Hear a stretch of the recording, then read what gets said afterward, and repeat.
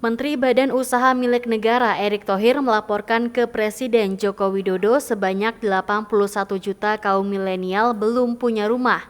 Hal itu disampaikan Erick Thohir di apartemen Samesta Mahata, Margonda, Depok, Jawa Barat pada Kamis 13 April 2023. Karena itu, pihaknya berkolaborasi dengan Kementerian Pekerjaan Umum dan Perumahan Rakyat untuk membangun 7 pilot proyek di Depok, Jakarta, Tangerang Selatan, Bogor, dan Karawang. Pilot project ini berupa hunian milenial vertikal bagi generasi milenial dengan konsep rumah susun terintegrasi atau TOD, rumah susun di tengah perkotaan, dan rumah tapak berteknologi precast. Khusus hunian milenial di Samesta Mahata Margonda Depok, lanjut Erick, dari 940 unit sudah terjual hingga mencapai 78%. Menteri BUMN Erick Thohir mendapatkan apresiasi tinggi dari Presiden Joko Widodo atas kerja nyata terbarunya untuk memudahkan hidup masyarakat. Terbaru, Menteri Andalan Presiden Jokowi ini berhasil merealisasikan hunian terjangkau bagi generasi muda Indonesia di Kota Depok, Jawa Barat. Di samping terjangkau, hunian ini pun sudah terintegrasi dengan transportasi publik sehingga memudahkan kegiatan sehari-hari generasi muda. Selain itu, Presiden Joko Widodo memuji konsep dan fasilitas yang dimiliki oleh hunian gagasan Erick Thohir tersebut, mulai dari kamar hingga fasilitas pendukung seperti layanan KRL untuk kegiatan sehari-hari. Namun yang terpenting bagi Presiden Jokowi adalah gagasan Erick Thohir memudahkan generasi muda memiliki hunian tetap. Sementara itu, Erick Thohir mengatakan hunian milenial di Kota Depok tersebut merupakan kolaborasi bersama dari Kementerian BUMN dan PUPR agar generasi muda bisa memiliki hunian yang terjangkau. Hunian ini pun memiliki daya tarik tersendiri karena terintegrasi dengan transportasi umum yakni KRL. Terakhir, ia berharap ke depannya hunian tersebut dapat dibangun di berbagai daerah di Indonesia untuk memudahkan generasi muda memiliki tempat tinggal tetap. Ya, ini memang yang dibutuhkan oleh kota-kota besar, tidak hanya Jabodetabek, tetapi kota-kota besar di seluruh tanah air ini memang harus pertama dibangun hunian yang vertikal ke atas. Kemudian yang kedua, di pusat-pusat kota, memang tanah-tanah KI yang banyak ini harus juga TOD-TOD-nya segera dikerjakan, dibangun seperti ini. Sehingga kekurangan hunian, baik yang milenial maupun masyarakat, itu bisa tersedia dengan baik. Dan yang paling penting,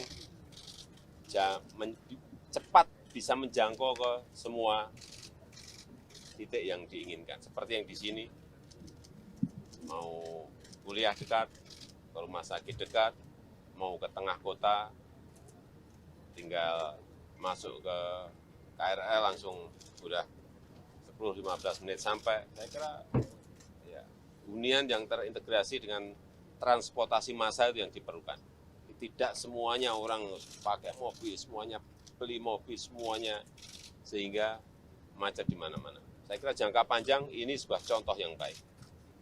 Pak, hunian dengan harga terjangkau kan banyak di daerah penyangga seperti Depok, Bogor, Tangerang gitu Pak. Untuk akses transportasinya sendiri seperti apa? Iya, ini pilihan-pilihan, memang pilihan-pilihan.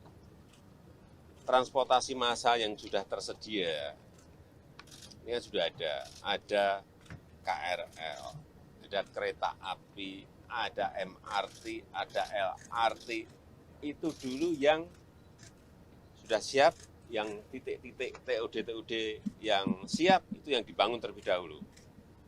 Karena kalau kita mengikuti hunian-hunian yang ada di luar Jakarta, kemudian juga membawa transportasinya ke sana, belum tentu mudah, karena kita harus pembebasan. Yang paling sulit adalah pembebasan lahan. Nah, ini kan lahannya sudah ada, itu yang cepat segera dibangun. Dan yang paling penting, masyarakat ada pilihan-pilihan. Yang di tengah kota ada, yang di dekat transportasi massal ada, yang di luar Jakarta juga ada. Saya kira yang pilihan-pilihan itu semuanya tersedia, tinggal dipilih yang mana yang cocok. Pak, sebentar lagi mau menjelang Lebaran, Bapak open house atau open house Lebaran? Untuk Ini kita kan sudah 3 tahun tidak buka puasa bersama, tidak open house.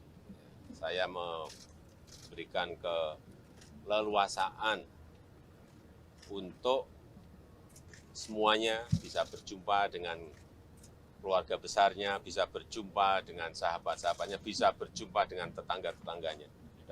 Pak, soal ini kan pandemi COVID kan katanya melonjak lagi di beberapa negara ya Pak. Nah ini ada arahan atau tindakan Pak, mengingat kan besok juga akan mudik dengan jumlah besar Pak. Yang paling penting satu, vaksinasi itu penting, booster itu penting. Jadi yang belum itu segera booster. Yang kedua dari sero survei yang kita miliki, imunitas kita sudah mencapai 98,5%, artinya tinggi sekali.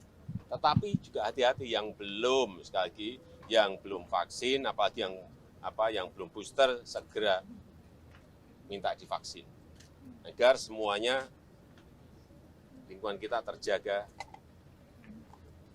dari COVID. Memang ada kenaikan, tetapi kita masih jauh di bawah standarnya WHO. Standarnya WHO kurang lebih 8.000 dan kita berada di angka 600 sampai 900. Saya kira kita masih terkelola, terkendali dengan baik.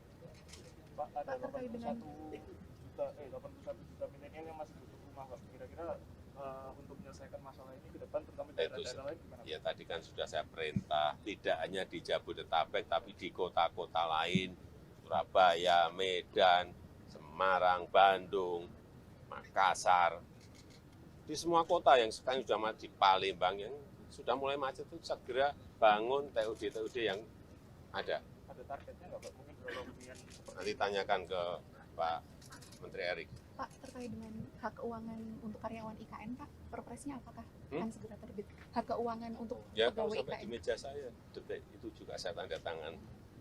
Tapi memang kita ini kan membuat perpres dan menghitung tunjangan itu kan juga memerlukan konsolidasi antar kementerian. Jadi ya, tapi yang paling penting kan haknya tidak hilang dan akan kita percepat. Ya. Dipercepat ya, Pak. Kemarin baru saja kita bicarakan. Pak, Ya, kalau udah. perampasan aset Pak, itu surprise-nya targetnya kapan? Pertanyaan terakhir. Perampasan aset Pak, RUU-nya Pak. Kita terus mendorong agar RUU perampasan aset itu segera diselesaikan. Penting sekali undang-undang ini, penting sekali. Saya sudah sampaikan juga kepada DPR, kepada kementerian yang terkait dengan ini, segera selesaikan. Kalau sudah rampung ya bagian saya untuk terbitkan surprise secepatnya. Sudah kita dorong, sudah lama kok. Saya nggak rampung-rampung. Terima kasih telah menonton. Jangan lupa like, share, subscribe, dan klik lonceng ya.